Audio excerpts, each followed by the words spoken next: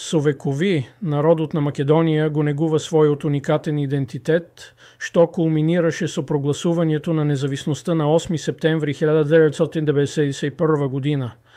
Овој клучен момент беше кулминација на долгата борба за самоопределување, потврдувајќи го правото на македонскиот народ да ја гради сопствената иднина, да го зачува своето богато културно наследство и да се управува сам.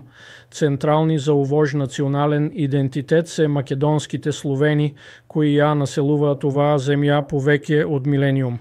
Тие се и од секогаш биле македонци, поседувајќи посебен јазик, традиции и историја длабоко вкоренети во регионот.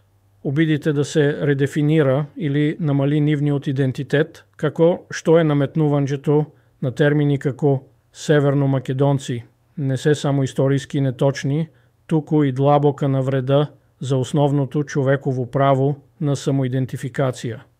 Името македонец се однесува на специфична етничка група со уникатно јазично и културно наследство, кое е одвоено од модерната грчка држава.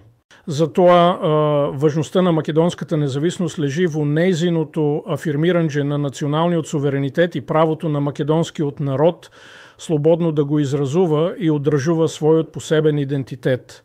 Тоа е декларација дека тие се легитимни чувари на сопствената историја и култура и дека тие се македонци